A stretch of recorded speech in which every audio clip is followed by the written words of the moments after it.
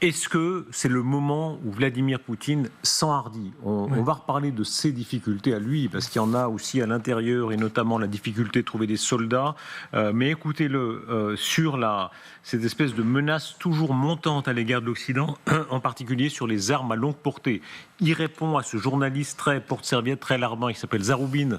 Vous aimez bien le portraiturer, c'est le super Fayot. Le super Fayot, le seul qui a l'accès permanent, 24 heures sur 24, à Vladimir Poutine. Ça ne s'appelle pas du journalisme. Regardez, le Fayot en chef, Zaroubine, qui recueille les propos de Vladimir Poutine sur le thème, cette fois-ci, il y a une démonstration de puissance, les Occidentaux devraient la prendre en compte. Les troupes ukrainiennes ne peuvent pas utiliser les armes à longue portée par elles-mêmes. Seuls des spécialistes des pays de l'OTAN peuvent le faire, car cela nécessite une reconnaissance spatiale, dont les Ukrainiens ne disposent évidemment pas. Nous comprenons cela. Il faut des spécialistes qui, à partir des données de reconnaissance, effectueront des missions de vol et toute une série d'autres manipulations. L'armée ukrainienne ne peut pas faire cela toute seule. C'est pourquoi ce qui se passe actuellement est réalisé par des officiers de l'OTAN. La seule question est de savoir s'ils s'autoriseront ou non à frapper en profondeur le territoire russe. Et naturellement, nous devrons réagir en conséquence. Quant à savoir comment réagir, quand et où exactement, il est un peu tôt pour en parler. Mais bien sûr, notre commandement militaire y réfléchit et proposera différentes options de réponse.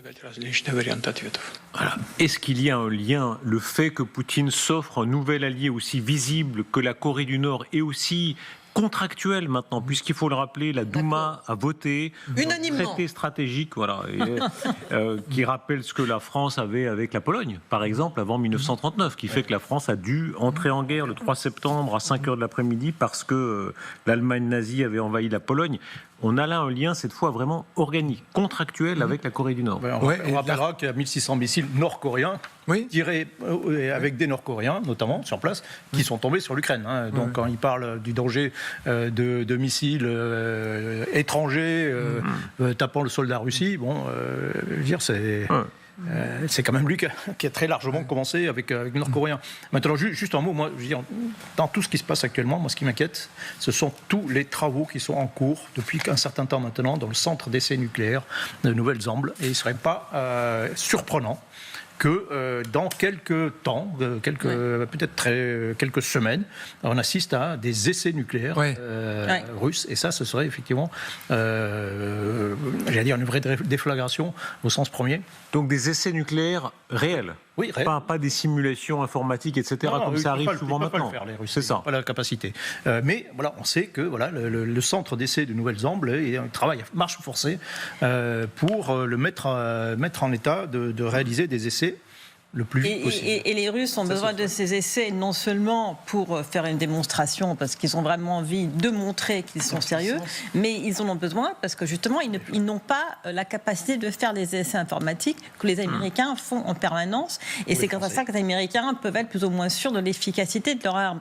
Beaucoup de doutes sont parfois émis sur la façon dont les armes nucléaires russes sont entretenues. Personnellement, je n'y crois pas. Je crois qu'elles sont quand même très bien entretenues et qu'elles fonctionneront très bien le moment venu, malheureusement, si ce moment a lieu, et en espérant que ce sera juste un essai, sinon je ne pense pas qu'on sera là pour en parler. Mais donc voilà, ils ont besoin de le faire, et surtout, je crois que c'est à force de tellement parler de cette menace nucléaire, pour que cette dissuasion reste crédible, parce qu'elle n'est plus crédible depuis l'invasion qui a eu lieu à Koursk cet été. Beaucoup de gens ont commencé à dire que c'est la fin de la dissuasion nucléaire parce que l'Ukraine a attaqué un pays nucléaire. Donc là, je pense qu'il ne s'est rien passé. Il ne s'est rien passé. Et sauf cette invitation aux soldats coréens du Nord.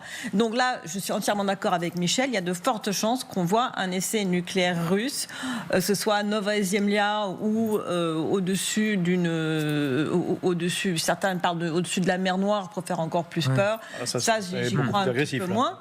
Et là, il faudra peut-être commencer à changer le discours et arrêter de se moquer en permanence de ce Poutine qui menace sans rien faire.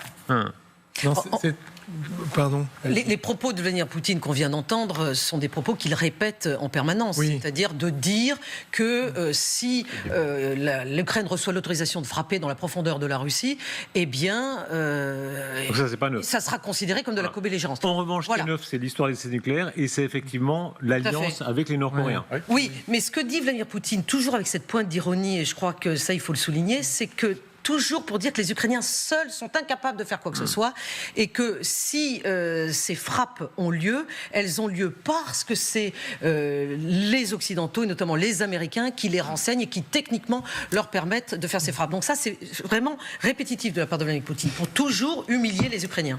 Anna a tout à fait raison, et notamment sur le ton. Moi, ce qui me frappe, je n'avais pas vu l'extrait où il s'adresse à Zaroubine, mais j'ai été très frappé par le propos qu'il tient dans une conférence de presse à l'issue des BRICS, où Peskov donne la parole, la toute dernière question qu'il prend, et il sait exactement ce qui va se passer. Il la donne à un journaliste très connu qui s'appelle Steve Rosenberg, qui est le correspondant de la BBC, et qui, dans un russe impeccable, s'adresse à Vladimir Poutine de manière très libre. Lui dit: écoutez, moi j'ai bien suivi le sommet des BRICS, où les mots-clés du sommet que vous avez organisé sont paix, sécurité, stabilité. Diriez-vous, vous comprenez que vous contribuez à cela, notamment au travers de l'opération spéciale militaire en Ukraine, etc. Et Poutine, pareillement, donne une impression de fierté, de détente et d'ego retrouvé, où il lui dit: vous savez, vous les Occidentaux, ça fait 20 ans que vous ne m'écoutez pas. Vous nous avez menti sur donc c'est le grand discours sur l'élargissement de l'OTAN, les mensonges sur l'expansion à l'Est, etc. Et il dit: maintenant, vous êtes en train de comprendre le message. Maintenant, les choses ont changé et vous allez commencer à nous respecter. Et ça va passer par l'Ukraine et ça va passer par d'autres mesures. Et Steve Rosenberg lui demande si ça va passer par des sabotages en Europe. Et là, Poutine sourit, il dit: les sabotages en Europe, c'est à cause de vos politiques intérieures, ça n'a rien à voir avec nous. Et on reparlera dans quelques instants, un peu plus tard dans cette émission, des menées, avec des révélations sur les menées en Géorgie, puisque déjà là, il y a un incendie politique qui s'allume, et il y a notamment une image tout à fait saisissante des bourrages d'urnes, puisqu'il y a une accusation de très grande fraude électorale. Mais si on reste quelques instants à cette alliance avec les Nord-Coréens qui pousse Poutine à s'enhardir, y compris à profiter d'un moment pour préparer secrètement des essais nucléaires.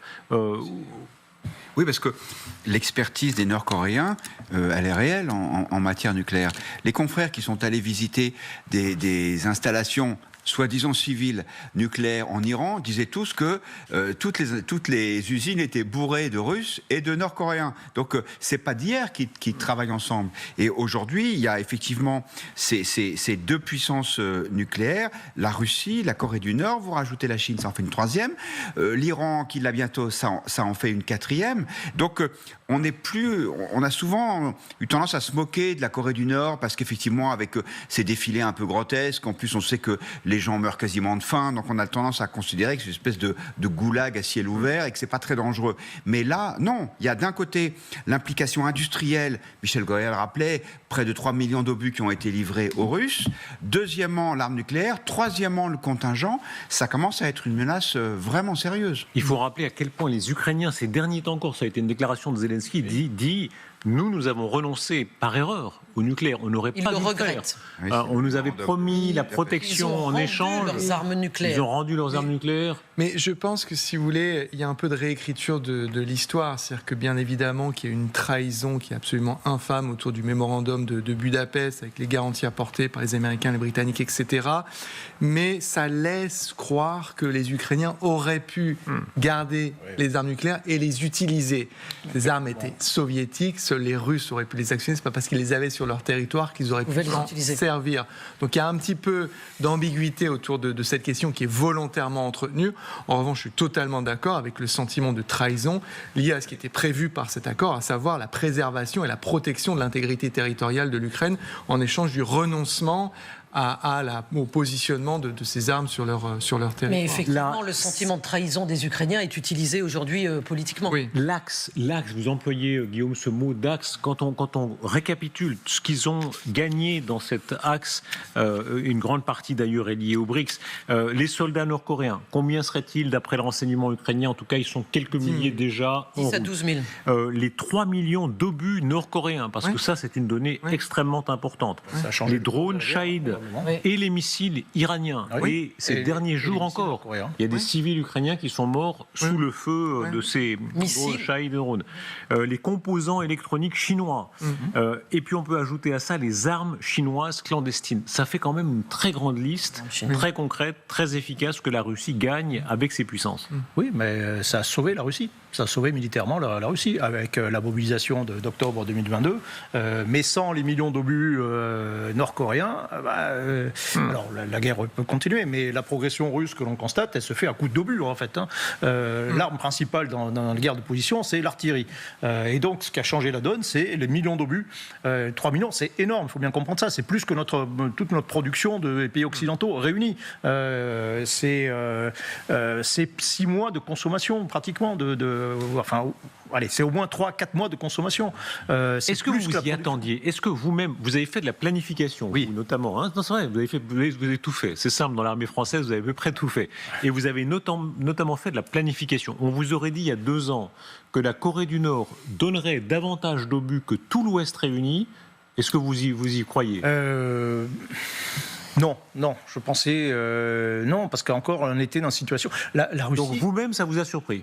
Ça vous surprend? En tout cas, dès 2022, on le sentait. On le sentait. Il y avait déjà des choses, il y avait déjà des propositions de la part de la Corée du Nord, des propositions d'envoi de travailleurs déjà. Et donc dès 2022, j'avais dit oui. Bon, l'étape suivante, c'est l'envoi de combattants. C'est devenu possible, effectivement. Mais les obus, le fait qu'une obscure, c'est pas le mot, mais enfin une dictature communiste à l'autre bout de la terre arrive à produire plus d'obus que les États les plus riches.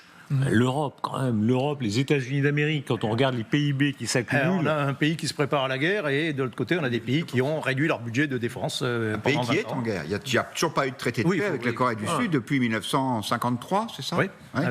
Oui, mais pardon, ça montre quand même, me semble-t-il, énormément de faiblesse de la part de Vladimir Poutine, qui est prêt à tout, y compris à ceux dont Michel Goyard est en train de nous parler, pour ne pas froisser finalement sa propre population et puis ses propres capacités de production. En fait, il se préserve. Il se préserve militairement, il se préserve sociologiquement, socialement. Il ne veut absolument pas. Donc, il prétend qu'il est en train de faire cette guerre, et qu'il va la gagner. Mais est-il véritablement en train de la faire? Parce que là, de plus en plus, ça devient une guerre par procuration. Et je rappelle que ça, on n'en parle pas encore sur les télévisions d'État en Russie.